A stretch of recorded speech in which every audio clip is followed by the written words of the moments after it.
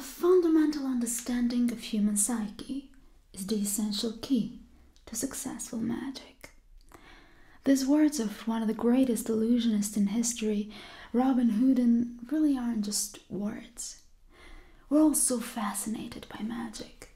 Mystery is so intriguing and inviting that even the most skeptical ones of us from time to time end up reading horoscopes or looking into numerology studies. But for some reason we're always looking for magic somewhere outside, forgetting that the greatest magic in the world is the human brain. Up until today, we still haven't been able to fully realize what a powerful instrument human psyche is and what it's capable of doing. Somewhere in the middle of the 20th century, a large cargo ship loaded with Madeira wine arrived at the port in Scotland. So people started unloading it, and when they were done, a young, less experienced sailor went into the chilling room to check if everything had been unloaded. At this very moment, another sailor, completely unsuspecting that there is anyone in the chilling room, locked it. The ship set off back to the port of registration, and the poor sailor found himself locked, alone, basically in a freezer. Of course, he started shouting and screaming and knocking on the walls, but the ship was too large. He could not be heard upstairs. His body was starting to get weak. He was freezing, and despite the fact that there were some food and drinks in there, he realized that he will not make it. So he braced himself, found a piece of a metal rod, and started scratching on the bulkheads, writing the story of his death. Hour after hour, he was writing in every minute detail exactly what was happening to his body, how his fingers started turning blue, how his skin started getting covered with freezer burns, and how he stopped feeling his body parts.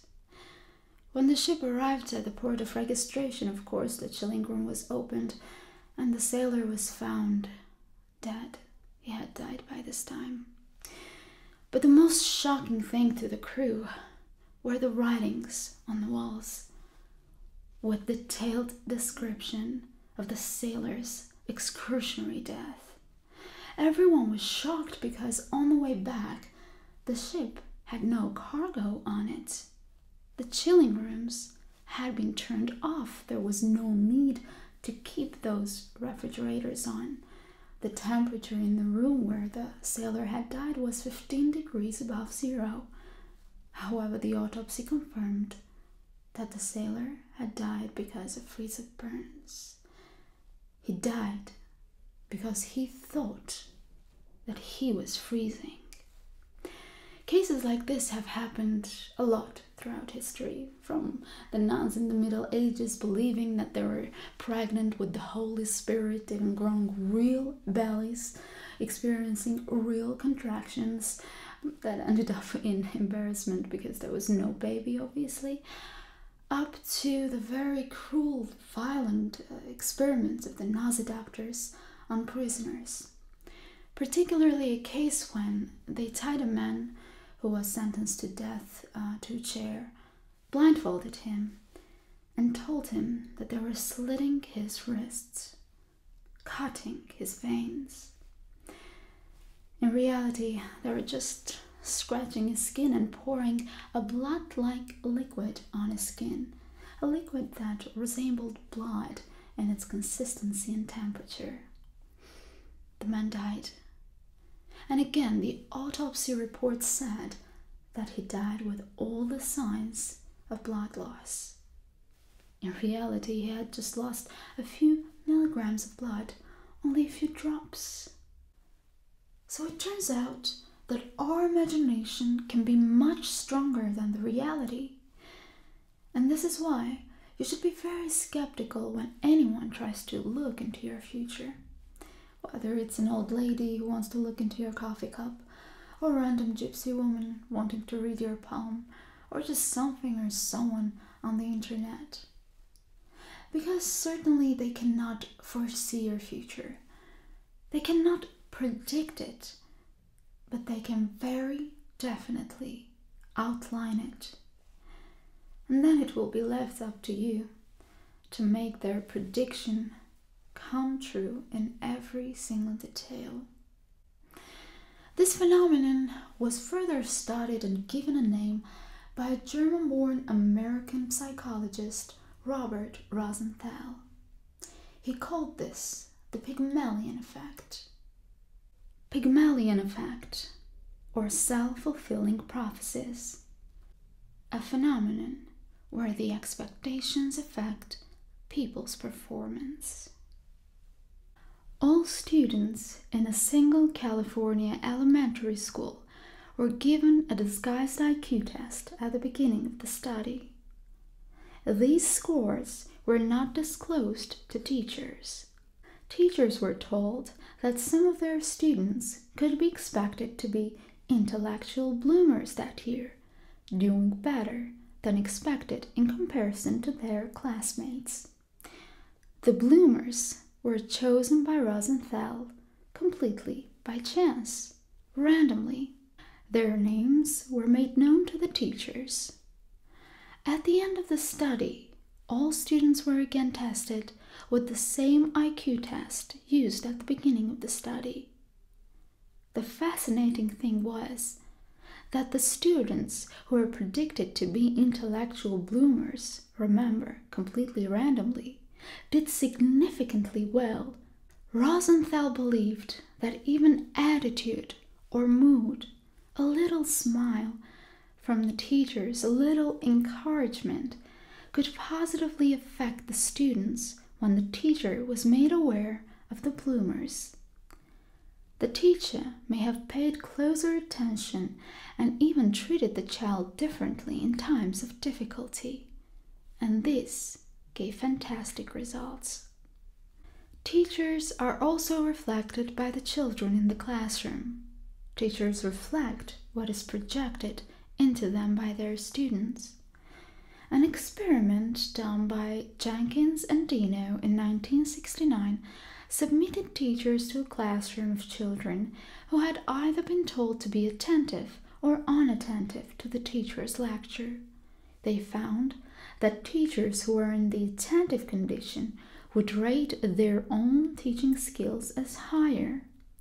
Similar findings by Harrell in 1971 stated that when a teacher was preconditioned to a classroom as warm or cold, the teacher would start to gravitate towards that precondition.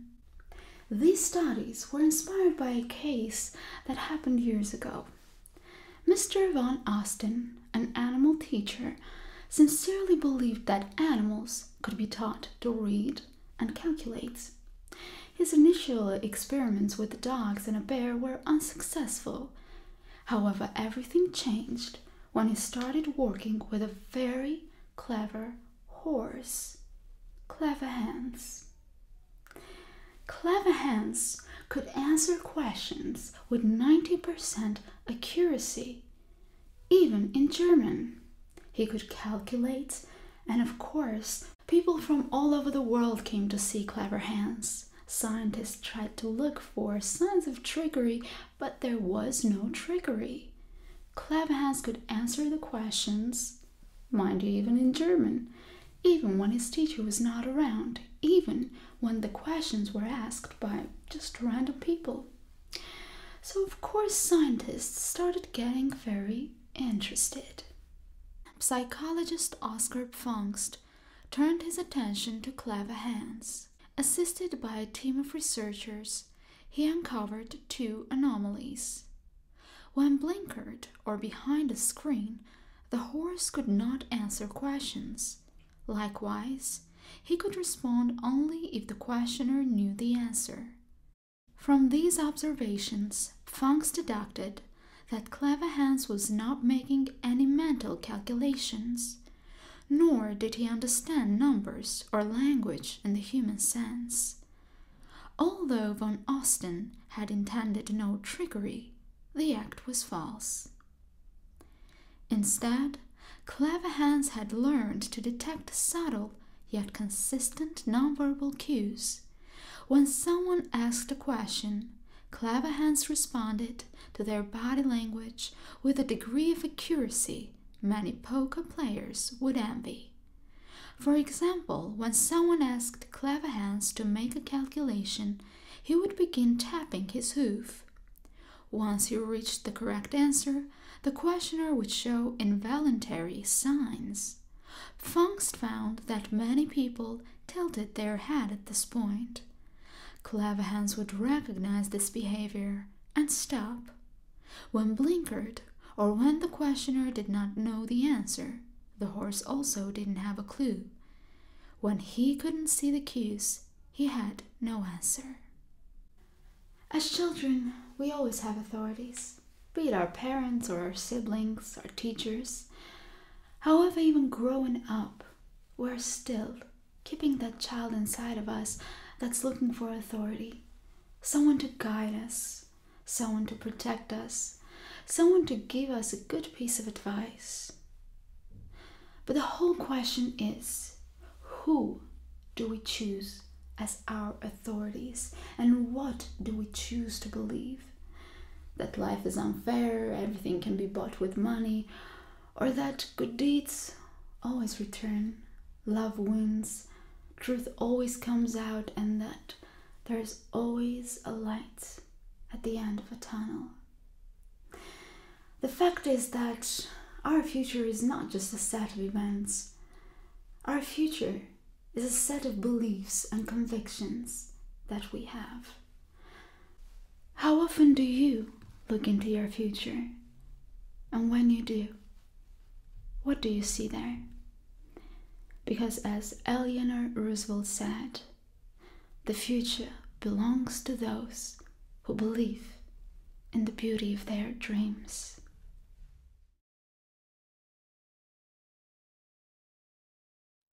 Thank you for watching this video, for liking it, commenting, and supporting my channel on Patreon. Discover more ASMR documentaries, psychology tests, as well as poetry readings, singings, and different role plays by subscribing to my channel.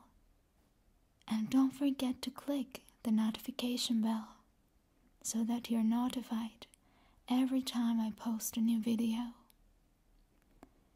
You can get closer to me on my social media, Instagram, Facebook, and of course Twitter.